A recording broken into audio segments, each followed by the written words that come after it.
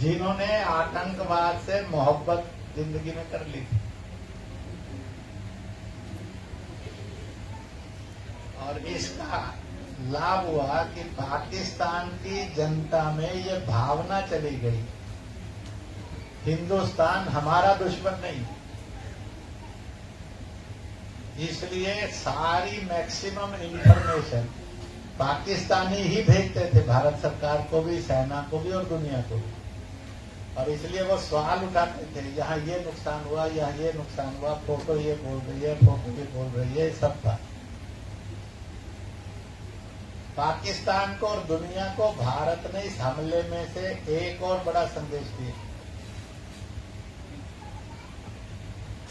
भारत को ये मालूम था कि पाकिस्तान के पास ड्रोन जो है होलसेल में है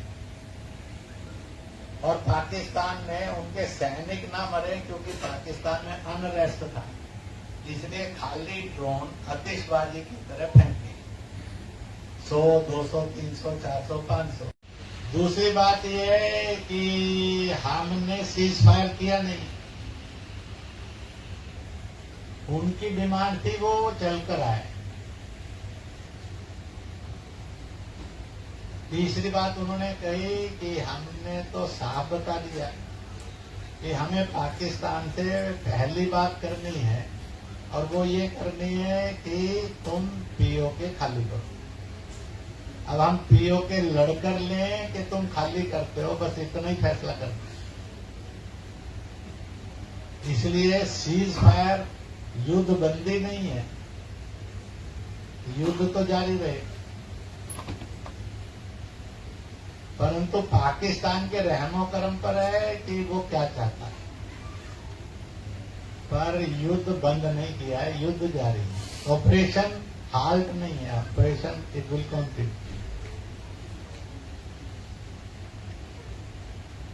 और इसी के साथ साथ ये भी कह दिया कि भाई हम जो है आतंकवाद से जब तक तसल्ली नहीं हो जाती मुक्ति की, तब तक ऑपरेशन नहीं खत्म होगा। शहादत करूंगी मैं, होगा ये मुल्क है ये इशाअत उसूल की, सरनंगे फिर रही है नवासी रसूल की। तो ऐसे बहुत सारे अखबार आपको अदब में मिल जाएंगे। देखिए, जब हम लिटरेचर पढ़ते हैं तो बहुत सारी चीजों को सीखते हैं और औरतों के पास लिटरेचर के अलावा कुछ होता नहीं है। इकबाल वो एक अजीम, एक बड़ा शायर है जिसने औरत की हस्ती को कबूल किया। वजूद जन से है तस्वीर कायनात में रंग, उसके साथ से है जिंदगी का सोज दुरूं।